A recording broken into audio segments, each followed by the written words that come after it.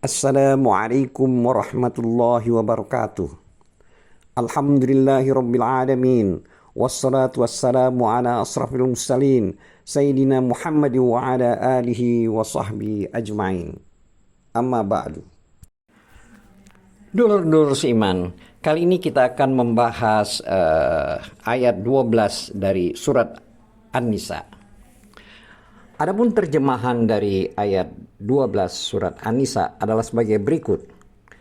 Artinya, dan bagianmu, suami-suami, adalah seperdua dari harta yang ditinggalkan oleh istri-istrimu, jika mereka tidak mempunyai anak.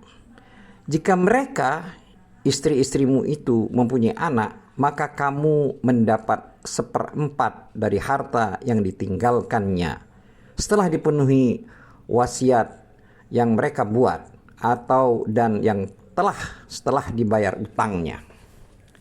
Para istri memperoleh seperempat harta yang kamu tinggalkan jika kamu tidak mempunyai anak. Jika kamu mempunyai anak, maka para istri memperoleh 1/8 dari harta yang kamu tinggalkan, setelah dipenuhi wasiat yang kamu buat dan setelah dibayar utang-utangmu. Jika seseorang meninggal, baik laki-laki maupun perempuan, yang tidak meninggalkan ayah dan tidak meninggalkan anak, tetapi mempunyai seorang saudara laki-laki seibu atau seorang saudara perempuan seibu, maka bagi masing-masing dari kedua jenis saudara itu adalah 1/6 harta. Tetapi jika saudara-saudara seibu itu lebih dari seorang, maka mereka bersama-sama dalam bagian yang sepertiga itu, setelah dipenuhi wasiat yang dibuat dan setelah dibayar utangnya dengan tidak menyusahkan kepada ahli waris. Demikianlah ketentuan Allah. Allah Maha Mengetahui, Maha Penyantun. Dulur-dulur seiman, dari tafsir ayat 12 surat An-Nisa tersebut, jelaslah bahwa Allah Ta'ala berfirman, yang artinya, bagi kalian kaum laki-laki separuh harta waris yang ditinggalkan oleh istri-istri kalian jika mereka meninggal dunia tanpa meninggalkan seorang anak pun. Jika mereka mempunyai seorang anak, maka bagian kalian hanyalah 1/4 dari harta waris yang mereka tinggalkan, setelah dipenuhi wasiatnya dan atau sesudah dibayarkan hutangnya. Di sini telah dibahas bahwa pelunasan utang harus didahulukan daripada pelaksanaan wasiat. Setelah utang tersebut dilunaskan, maka wasiat ditunaikan. Dan setelah harta ditunaikan, maksudnya harta wasiatnya, wasiat harta tersebut ditunaikan, maka harta waris itu dibagikan. Itu adalah perkara yang telah disepakati atau ijma' para ulama. Hukum cucu lelaki dari anak lelaki, meskipun mereka jauh, sama dengan hukum anak lelaki sendiri. Jadi hukum cucu lelaki dari anak lelaki, meskipun mereka jauh, sama dengan hukum anak lelaki sendiri. Lalu Allah berfirman, yang artinya, dan para istri memperoleh 1/4 harta yang ditinggalkan, baik dalam bagian 1/4 atau bagian 1/8.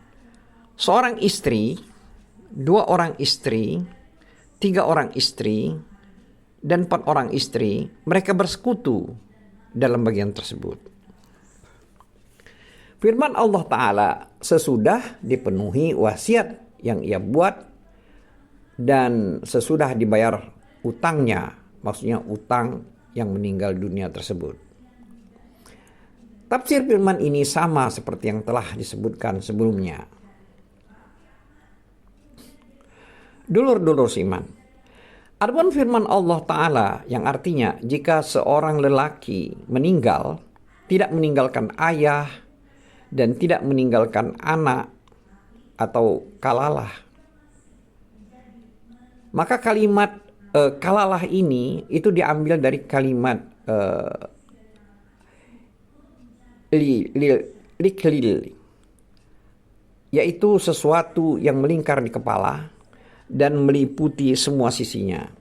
Jadi yang dimaksud di sini adalah seseorang yang harta peninggalannya diwarisi oleh karib kerabat dari sisinya, bukan dari pokok, yaitu orang tua, dan bukan pula dari cabang, yaitu anak keturunannya. Sebagaimana Asy-Sya'bi meriwayatkan dari Abu Bakar As-Siddiq radhiyallahu anhu, bahwasanya ia pernah ditanya mengenai kalalah. Maka dia menjawab, "Aku akan menjawab tentang masalah ini dengan pendapatku sendiri. Jika jawabanku ini tepat, maka dia berasal dari Allah Ta'ala. Dan jika jawabanku ini keliru, maka dia berasal dariku dan dari syaitan. Dan Allah serta Rasulnya berlepas diri darinya." Al-Kalalah adalah orang yang tidak mempunyai anak dan tidak punya orang tua. Ketika Umar radhiyallahu anhu menjadi pemimpin, dia berkata, "Sesungguhnya aku benar-benar malu untuk menyelisihi Abu Bakar dalam pendapat yang dia kemukakan." Asar itu diriwayatkan oleh Ibnu Jarir rahimahullah dan yang lainnya. Ibnu Abi Hatim rahimahullah juga meriwayatkan dari Ibnu Abbas radhiyallahu anhuma. Dia berkata, "Aku adalah orang yang paling akhir berjumpa dengan Umar radhiyallahu anhu. Dan aku mendengar dia berkata, pendapat yang benar adalah pendapat yang telah aku kemukakan." Aku, di sini Ibnu Abbas berkata, "Pendapat apa yang telah kamu kemukakan itu?" Dia atau Umar berkata, "Al-Kalalah adalah orang yang tidak mempunyai anak dan tidak punya orang tua." Demikian halnya yang dikatakan oleh Ali dan Ibnu Mas'ud radhiyallahu anhuma. Asar itu juga diriwayatkan secara sahih dari banyak jalan dari Ibnu Abbas dan Zaid bin Sabit radhiyallahu anhum. Dan pendapat itulah yang dikatakan oleh Asy-Syabi dan An-Nakhai dan selain mereka. Dan pendapat itu juga dipegang oleh penduduk Madinah, Kufah dan Basrah. Itu juga pendapat para ulama fikih yang 7, imam yang 4, dan jumhur ulama kaum salaf dan kaum khalaf. Bahkan seluruh mereka. Banyak ulama yang telah meriwayatkan ijma akan hal tersebut. Juga ada sebuah hadis yang marfu yang diriwayatkan tentang hal itu. Ibnu Al-Laban rahimahullah berkata, namun telah diriwayatkan dari Ibnu Abbas radhiyallahu anhuma suatu pendapat yang menyelisihi hal tersebut, yaitu Kalalah adalah orang yang tidak punya anak. Tetapi pendapat yang sahih dari Ibnu Abbas radhiyallahu anhuma adalah pendapat yang pertama, dan bisa jadi perawi tidak memahami apa yang dimaksud oleh Ibnu Abbas radhiyallahu anhuma.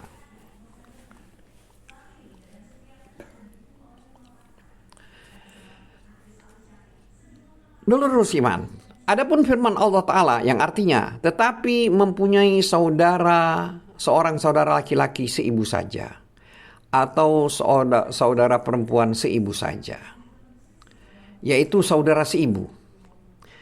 Demikianlah yang ditafsirkan oleh Abu Bakar As-Siddiq radhiyallahu anhuma di dalam asar yang telah diriwayatkan oleh Qatadah darinya.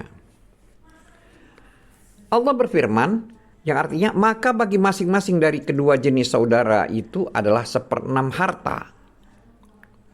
Tetapi jika saudara-saudara seibu itu lebih dari seorang, maka mereka bersekutu dalam yang 1/3 itu.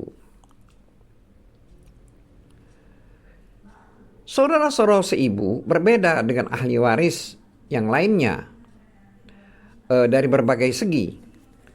Pertama, mereka dapat mewarisi bersama orang yang mereka dekat dengannya, yaitu ibu. Kedua, bahwa laki-laki mereka dan perempuan mereka sama bagian warisannya. Ketiga, bahwa mereka tidak dapat mewarisi kecuali jika mayat mereka diwarisi secara kalalah. Oleh karena itu, mereka tidak dapat mewarisi bersama bapak, kakek, anak, dan cucu dari anak laki-laki si mayat. Keempat, bahwa bagian waris mereka tidak lebih dari 1/3 meskipun jumlah mereka yang laki-laki dan yang perempuan banyak. Para ulama berselisih pendapat berkaitan dengan permasalahan mustarakah, yaitu terdiri atas suami, ibu atau nenek, 2 orang saudara seibu, dan seorang atau lebih dari saudara seibu seayah. Menurut pendapat jumhur ulama, suami berhak mendapatkan setengah harta. Ibu atau nenek berhak mendapatkan 1/6 harta.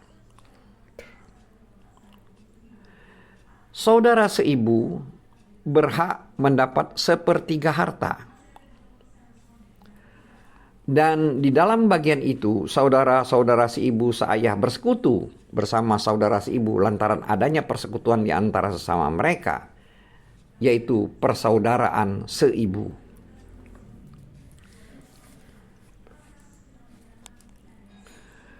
Permasalahan tersebut pernah terjadi pada masa kekhalifahan Amirul Mukminin Umar radhiyallahu anhu, di mana dia memberi suami setengah harta warisan, ibu 1/6 harta warisan, dan memberi 1/3 harta warisan anak-anak ibu,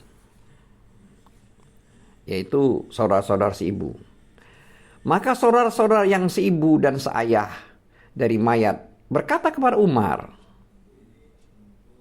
"Wahai Amirul Mukminin, anggaplah bahwa ayah kami adalah keledai. Bukankah kami berasal dari satu ibu yang sama?" Maka Umar radhiyallahu anhu mempersekutukan harta warisan itu di antara mereka. Persekutuan dalam 1/3 harta warisan itu diriwayatkan secara sahih dari Umar dan dari Utsman radhiyallahu anhuma. Dan itu adalah salah satu riwayat dari Ibnu Mas'ud, Zaid bin Sabit, dan Ibnu Abbas radhiyallahu anhum. Pendapat itulah yang dikatakan oleh Sa'id bin Al-Musayyab, Suraih Al-Qadi, Umar ibnu Aziz, Ibnar bin Abdul Aziz, As-Sauri, dan selain mereka. Dan itulah mazhab Malik, Asy-Syafi'i, dan Ishaq bin Rahawih rahimahullah. Namun diriwayatkan bahwa Ali radhiyallahu anhu tidak mempersekutukan mereka dalam 1/3 harta warisan itu. Bahkan dia menjadikan 1/3 harta warisan itu untuk saudara-saudara seibu si mayit. Sedangkan saudara seibu dan seayah tidak mendapatkan warisan sedikit pun. Karena dalam kondisi tersebut mereka adalah asabah, yaitu para ahli waris yang mengambil sisa harta dari kalangan kerabat dekat si mayit. Itu adalah pendapat Ubay bin Ka'ab dan Abu Musa Asy'ari radhiyallahu anhuma, dan pendapat yang masyhur dari Ibnu Abbas radhiyallahu anhuma, dan itu adalah mazhab Asy-Sya'bi, Ibnu Abi Laila, dan Abu Hanifah, Abu Yusuf, Muhammad, Imam Ahmad, Yahya bin Adam, Dawud bin Ali Az-Zahiri, dan selain mereka. Itulah pendapat yang dipilih oleh Ibnu Al-Laban Ar-Fardi dalam kitabnya Al-Liyas. Firman Allah Ta'ala yang artinya sesudah dipenuhi wasiat yang dibuat oleh si mayat atau sesudah dibayar utangnya dengan tidak memberi mudarat atau kerugian pada ahli waris, yaitu hendaknya wasiat yang dibuat oleh si mayit atas dasar keadilan, bukan atas dasar kemudaratan, kezaliman, dan kecurangan. Misalnya dia membuat sebagian ahli waris terhalangi dari bagiannya, atau mengurangi bagiannya dan memberinya lebih dari apa yang telah ditetapkan oleh Allah Subhanahu wa taala baginya dan dari harta warisan. Jadi bila dia sengaja melakukan hal tersebut, maka dia sama dengan orang yang menentang Allah dalam hikmah dan pembagiannya.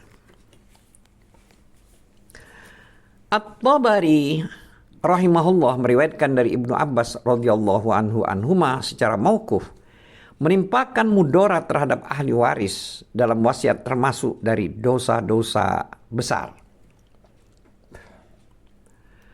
Demikian halnya yang diriwayatkan oleh An-Nasa'i dan Ibnu Abi Hatim rahimahullah dari Ibnu Abbas radhiyallahu anhuma secara mauquf. Oleh karena itu, para imam berselisih pendapat tentang ikrar atau pengukuhan buat ahli waris. Apakah itu dianggap tindakan yang sah atau tidak?